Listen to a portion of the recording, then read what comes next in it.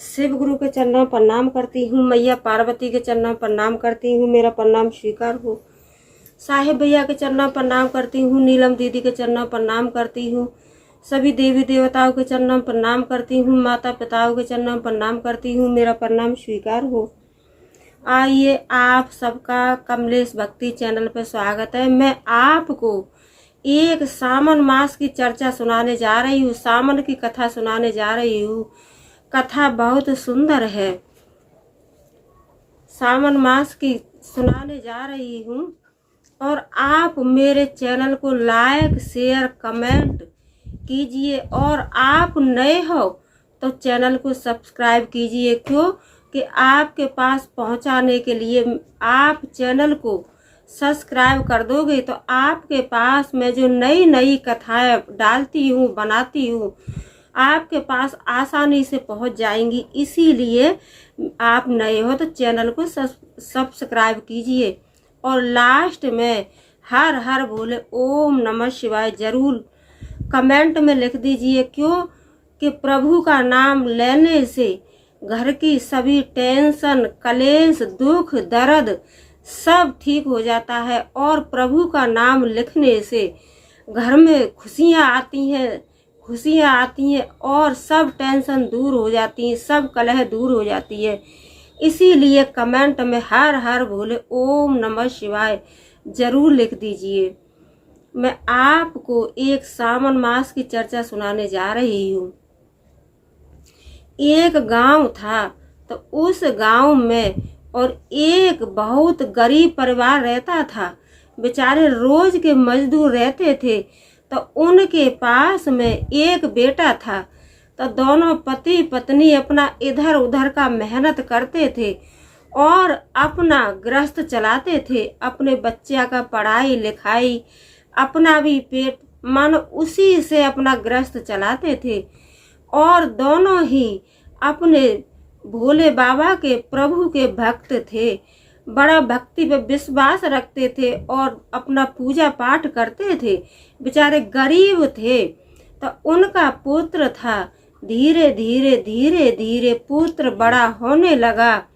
पुत्र बड़ा हो गया और अपने बेटा को खूब पढ़ाने लिखाने लगे। धीरे धीरे शादी योग्य हो गया और बेटा की पढ़ाई भी पूरी हो गई। इधर क्या हुआ कि जो वो थे पति, उनके पति थे, तो उनका जो है धीरे धीरे तबीयत खराब होने लगा।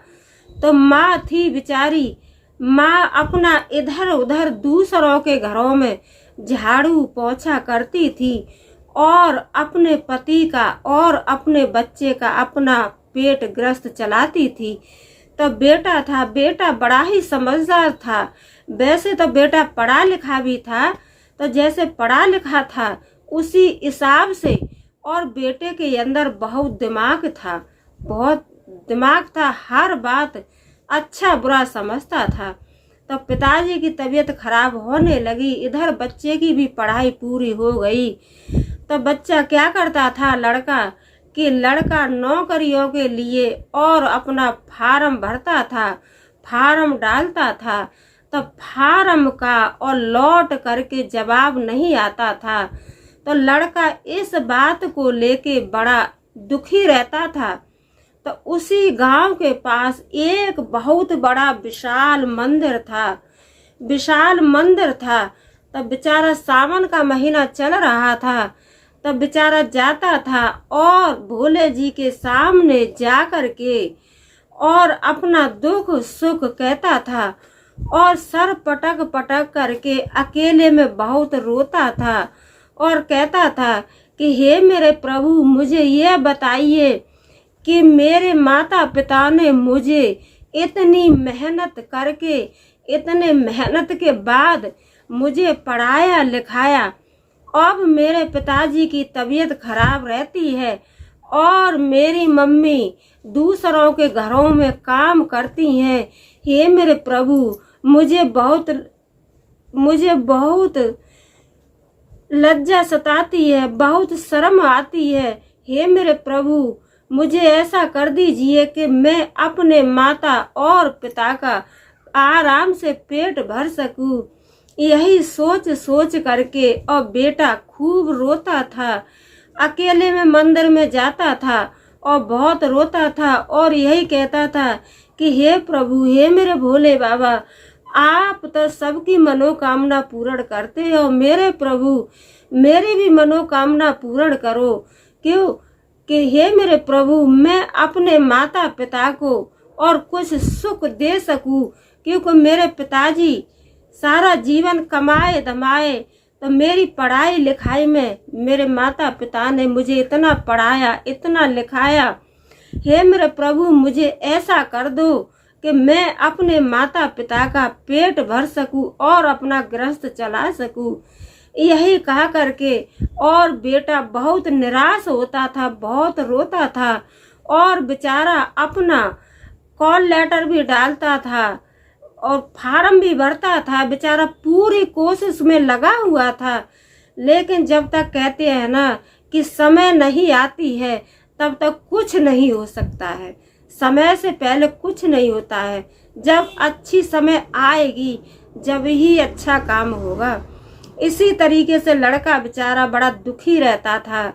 तो घर पे आता था तो अपनी माँ को जब देखता था कि मेरी माँ दूसरे के घरों में और झाड़ू पोछा करके आ रही है और मैं घर में हूँ, लेकिन बेटा सारी बात समझता था।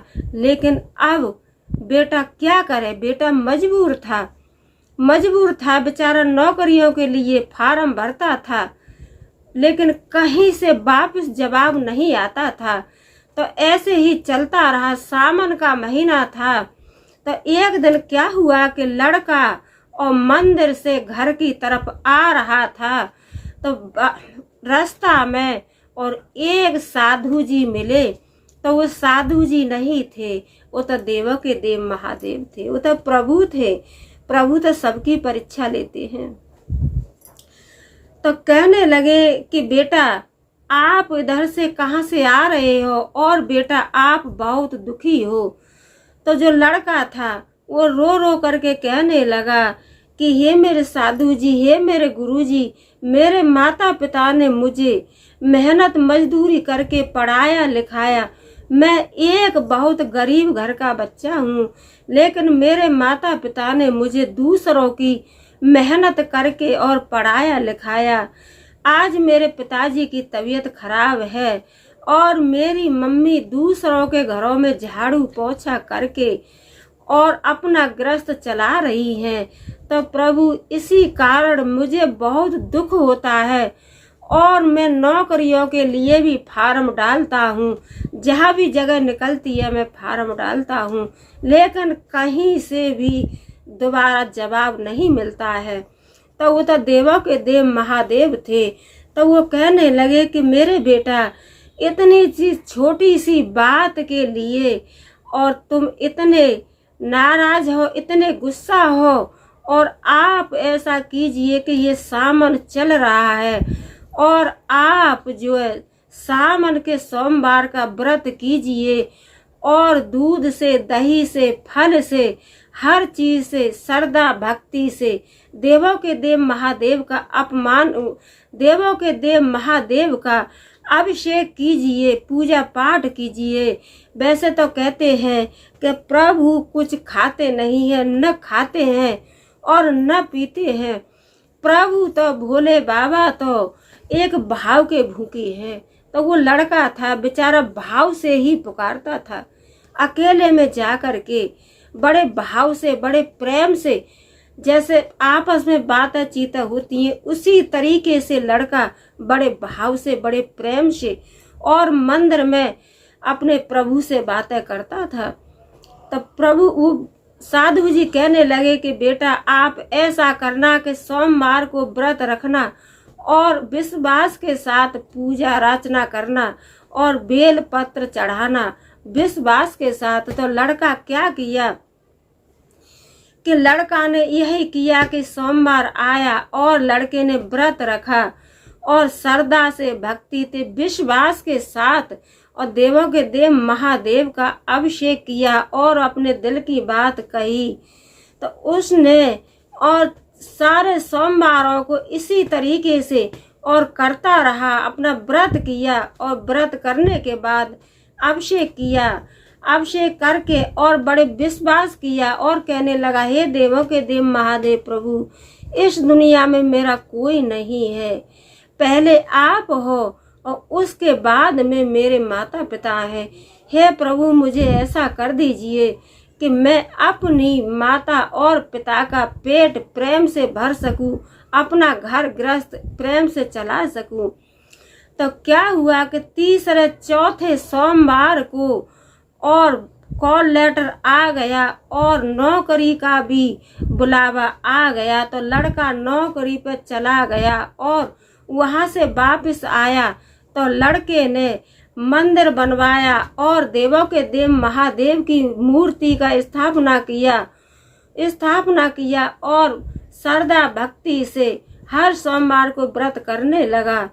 व्रत करता रहा और सबसे बताता रहा, सबको सुनाता रहा कि मेरे भोले बाबा के अंदर इतनी शक्ति है कि प्रभु का श्रद्धा से और भक्ति से विश्वास के साथ उन पर अभिषेक कीजिए और विश्वास कीजिए तो प्रभु कभी भी किसी की नैया डूबने नहीं देते हैं।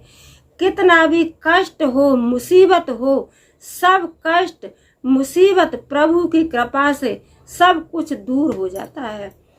तो मैं तो यही कहती हूँ कि हे देवों के देव महादेव, जैसे आपने उस पुत्र की, उस लड़के की मनोकामना पूर्ण की, ऐसे ही सभी गुरु बहन भाइयों की, सभी भक्तों की, सभी मेरे वीडियो देखने वालों की, सभी मेरे सब्सक्राइबरों की मनोकामना पूर्ण करना। हे देवों के देव महादेव, आप सबकी मनोकामना पूर्ण करना।